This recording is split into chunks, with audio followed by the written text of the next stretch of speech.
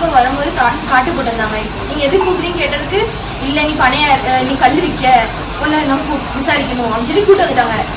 அதுக்கும் போலீஸ் ஸ்டேஷன்ல கூட்டு போற டைரக்டா கூட்டு வந்தாங்க எங்க வயலுக்கு. அதுவும் முன்னாடி வந்து வரல, பின்னாடி வந்து வந்தாங்க. அதுவும் அவங்க எந்த யூனிஃபார்ம் போடல, எதுவுமே போடல. அவங்க வேஷ்டி அது சாலை கிட்ட வந்திருக்காங்க. 3 போலீஸ் இருந்தாங்க மொத்தம்.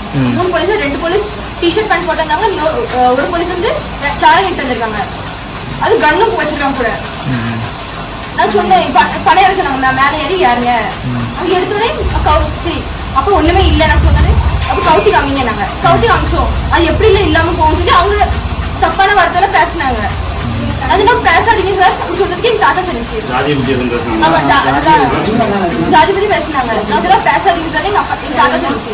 எங்க தாத்தா சொல்லுவாங்க இல்ல நீ எங்களை அப்படி சொல்லுங்க அப்படின்னு சொல்லி வயசுக்கு பார்க்காம பேசுறாங்க.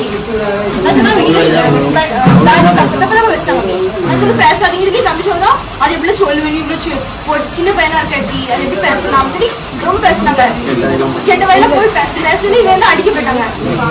அடிக்க போனே சார் இப்படி இல்லை அப்படி பண்ணலாம் சொல்லி கேட்டதுக்கு சித்தப்பா இறங்குது. அப்படி 2 பேரும் வாக்குவாதம் வந்துச்சு. வாக்குவாதம் வந்து 2 பேரும் உருண்டிட்டாங்க. அதுல அது ஸ்லிப் ஆகி அவங்க கம்பு கையில வச்சு கம்பு வந்து அவங்க கொண்டு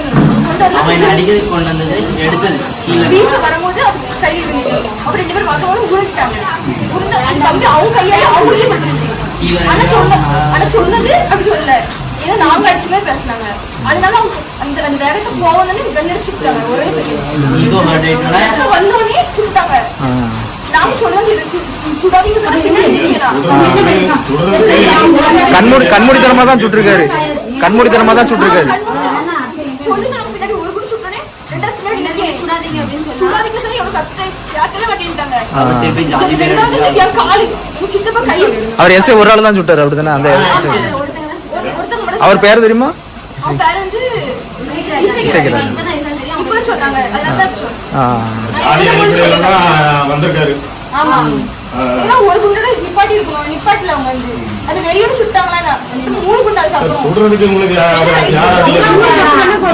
அவங்க வந்து ஒரு வழக்க போட்டு ஜெயில அடைக்கணும்.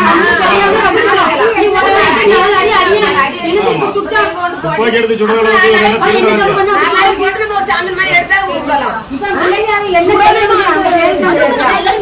இடத்துல வேற இடத்துல பட்டு செத்து போயிட்டா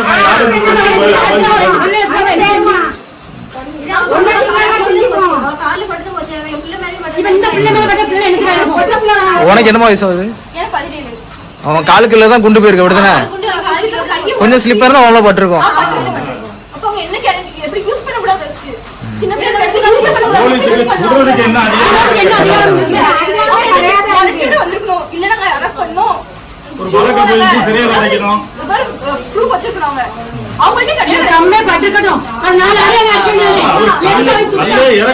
இறங்குனா நீங்க என்ன